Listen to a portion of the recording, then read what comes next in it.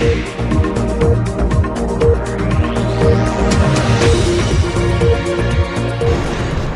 દર્શક મિત્રો, આપ નિહાળી રહ્યા છો S9 ન્યૂઝ અને હું છું પૃથ્વીરાજસિંહ રાજપૂત. આપની સમક્ષ લઈને આવ્યો છું સ્પીડ 9. દેશ વિદેશ, ફિલ્મ જગત, રમતગમત, બિઝનેસ અને તે સિવાય ઘણા ક્ષેત્રો સાથે સંકળાયેલી કેટલીક ખબરો. તો આવો નજર કરીએ સ્પીડ 9 પર.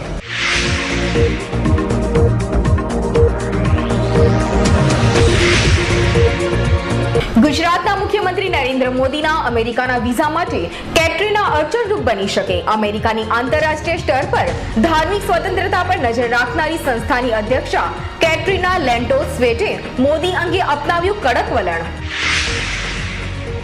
કેન્દ્રની યુપીએ સરકાર અલગ તેલંગાણા રાજ્યને લીલી ઝંડી આપવા માટે તૈયાર. લોકસભાની ચૂંટણી જેમ જેમ નજીક આવે છે તેમ તેમ કોંગ્રેસના નવા નિર્ણય લઈ રહી છે. ચીનમાં વૃદ્ધોની હોસ્પિટલમાં આગ લાગી. ઉત્તર પૂર્વ ચીનના વૃદ્ધોની હોસ્પિટલમાં લાગેલી આગમાં 10ના મોત.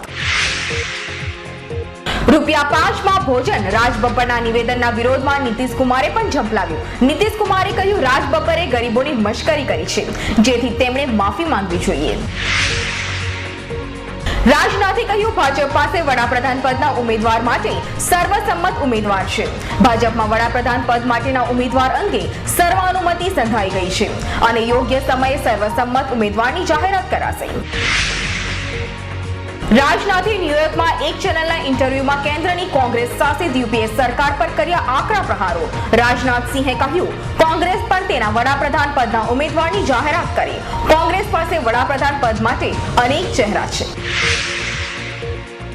મોદી સામે વિવાદાસ્પદ ટિપ્પણી કરનાર કોંગ્રેસના નેતા દિગ્વિજયસિંહ પોતાના જ પક્ષની મહિલા સાંસદ અને રાહુલ ગાંધીના નિકટના મનાય તેવા મીનાક્ષી નટરાજનને 100 ટચનો માલ કહેતા વિવાદ ઉભો થયો. દિગ્વિજયસિંહે પોતાના જ પક્ષની મહિલા સાંસદ અંગે કરેલી ટિપ્પણીનો ભાજપે ફાયદો ઉઠાવ્યો. ભાજપે કહ્યું દિગ્વિજયસિંહને માનસિક બીમારી થઈ છે. પોતાના જ પક્ષની મહિલા સાંસદ અંગે કરેલી ટિપ્પણી બાદ દિગ્વિજયસિંહે કહ્યું જે ચેનલોએ મારા નિવેદનને ખોટું અર્થઘટન કર્યું છે તેમની સામે બદનક્ષીનો કેસ કરીશ. ગુજરાતમાં મળશે હવે યુપીએ સરકારના ગોટાળાવાળી વાનગીઓ. હવે ગુજરાતમાં ટૂચી સમોસા, કોલગેટ સેન્ડવિચ મળશે. યુપીએ સરકારના ગોટાળાના નામે વાનગીઓ પીરસવાનો ગુજરાત રાજ્ય હોટલ ફેડરેશનનો નિર્ણય. અમર્ત્ય સેનને ચંદન મિત્રાએ આખરે માફી માંગી. મિત્રાએ અમર્ત્ય સેન પાસેથી ભારત રત્ન પરત લેવાની માંગ કરી હતી. ગુજરાતના ચર્ચારિત ઇશરત જહાં નકલી એન્કાઉન્ટર કેસમાં ભાગેડું. પીપી પાંડેને સરેન્ડર કરવા સુપ્રીમ કોર્ટનો આદેશ. 29મી જુલાઈ સુધી પીપી પાંડેને હાજર થવા માટે સુપ્રીમ કોર્ટે આદેશ જારી કર્યો. ગાંધીવાદી અન્ના હજારે અમેરિકાના વિઝા મુદ્દે મોદીની વહારે. અન્ના હજારેએ કહ્યું ગુજરાતના મુખ્યમંત્રી નરેન્દ્ર મોદીને અમેરિકાના વિઝા મળે અને તે અમેરિકા જાય તેનો વિરોધ થવો જોઈએ નહીં. અમેરિકી રાષ્ટ્રપ્રમુખ બરાક ઓબામાએ આપી ઇફતાર પાર્ટી. અમેરિકન રાષ્ટ્રપ્રમુખ બરાક હુસેન ઓબામાએ દેશના નિર્માણમાં મુસ્લિમ અમેરિકનોનો યોગદાનની પ્રશંસા કરતા કહ્યું ઇસ્લામે અમેરિકાના ચરિત્રના નિર્માણમાં યોગદાન આપ્યું છે. બ્રિટનના નવા પ્રિન્સનું નામકરણ થયું. બ્રિટનના રાજકુમાર વિલિયમ અને તેમની પત્ની કેટ મિડલેટને તેમના પોતાના નવજાત પુત્રનું નામ જ્યોર્જ એલેક્ઝાન્ડર લુઈસ રાખ્યું. મોદીના સમર્થક એવા રામ જેઠમલાણીએ કહ્યું ભાજપના મોદી વિરોધીઓને વડાપ્રધાન બનવું છે. ભાજપમાંથી સસ્પેન્ડ કરાયેલા સાંસદ રામ જેઠમલાણીએ ગુજરાતના મુખ્યમંત્રી મોદીના સમર્થનમાં.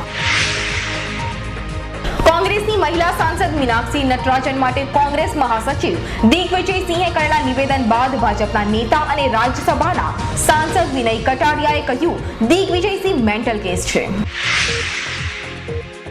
ભારતીય ઉપગ્રહ ઇનસેટ 3D લોન્ચ કરાયું. ભારતે હવામાન સંબંધિત માહિતી મેળવવા માટે ઉપગ્રહ ઇનસેટ 3D ને શુક્રવારે લોન્ચ કર્યો. રાજ્યભરમાં સાર્વત્રિક વરસાદ. દક્ષિણ ગુજરાતમાં ધોધમાર વરસાદ પડ્યા બાદ મેઘરાજાએ શનિવારે વિરામ લીધો.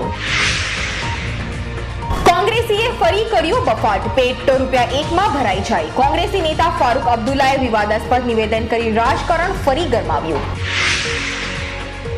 મીડિયામાં જમાવટ માટે ભાજપના ચુનંદા કાર્યકરોએ મંગળવારે તાલીમ અપાશે. ગુજરાતના મુખ્યમંત્રી નરેન્દ્ર મોદી, નિર્મલા સીતારામન, સ્મૃતિ ઈરાની વગેરે જીવંત ચર્ચા માટે પાઠ ભણાવશે.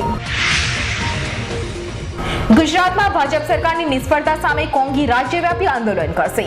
અન્ન સુરક્ષા માટે મનમોહન સિંહને અભિનંદન આપતો ઠરાવ પસાર કર્યો.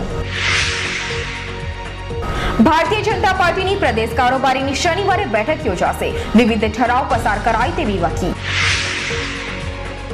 10મી ઓગસ્ટે બેંકોકમાં વર્લ્ડ હિન્દુ ઇકોનોમિક ફોરમને સંબોધવા નરેન્દ્ર મોદીને આમંત્રણ અપાયું. પૂર્વ કેન્દ્રીય મંત્રી સુરેશ પ્રભુ, ઉદ્યોગપતિ તુલસી તલતી, થાઈલેન્ડના ભારતીય હાઈ કમિશન અનિલ વાધવા સહિતના મહાનુભાવો આમંત્રિત.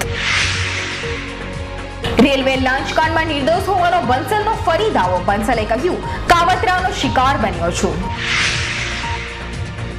ધવનના ધમાકાથી ધ્રુજ્યું ઝિમ્બાબ્વે. ઉનડકટના કમાલથી ઝિમ્બાબ્વે સામે ભારત જીત્યું. બીજી વન ડેમાં ભારતે ઝિમ્બાબ્વેને 58 રને હરાવ્યું. અમદાવાદમાં બન્યો ફરી હિટ એન્ડ રન કેસ. અમદાવાદમાં રાજકોટ પાસિંગની સ્કોડા કારે 2 ને ઉડાવ્યા. શરદ પવારની ઇફતાર પાર્ટીમાં અનેક બોલિવૂડ હસ્તીઓ સામેલ થઈ. શુક્રવારે કેન્દ્રીય કૃષિ પ્રધાન અને એનસીપી અધ્યક્ષ શરદ પવારની પાર્ટીમાં રાજકીય સાથે બોલિવૂડ હસ્તીઓ પણ ઉપસ્થિત રહી. ઇન્ડિયન મુજાહિદીન કેનેડાથી નાણાં મેળવે છે. કેનેડા સ્થિત ધર્માદા ટ્રસ્ટ કાશ્મીરમાં ઉગ્રવાદીઓને ભંડોળ પહોંચાડે છે. જો કે આ આક્ષેપો નકારતા ટ્રસ્ટ કહે છે કે તેણે મોકલેલા નાણાં કાશ્મીરના જરૂરિયાતમંદો માટે ખર્ચાયા છે. શાહરૂખ ખાન અને ગૌરી મન્નતમાં આપશે ગ્રાન્ડ ઇફતાર પાર્ટી. બિહારના પૂર્વ મુખ્યમંત્રી લાલુ પ્રસાદ યાદવ બાબાના શરણે. લાલુ પ્રસાદ યાદવે વિભૂતિ નારાયણ ઉર્ફે પગલા બાબા અને મહુવારી કલા સ્થિત દેવરાહા હંસ બાબાના આશ્રમમાં 5 કલાક વિતાવ્યા. પ્રેસ કાઉન્સિલ ઓફ ઇન્ડિયાના ચેરમેન અને નિવૃત્ત જસ્ટિસ કાઝુએ કહ્યું, ધાર્મિક રાષ્ટ્રવાદની વાત રાષ્ટ્ર વિરોધી છે. કાઝુએ ભારતીય રાષ્ટ્રવાદને પ્રોત્સાહન આપવાની મીડિયા અને નાગરિકોને વિનંતી કરી. પીએફની ઓનલાઈન ટ્રાન્સફર ઓગસ્ટથી શરૂ થશે. નોકરી બદલવાથી પીએફ એકાઉન્ટની ઓનલાઈન ટ્રાન્સફર ટૂંક સમયમાં વાસ્તવિક બનશે. તો દર્શક મિત્રો, આ હતી અમારી ખાસ રજૂઆત સ્પીડ 9. આવી જ ખબરો સાથે ફરી મળીશું. ત્યાં સુધી રજા આપશો. નમસ્કાર.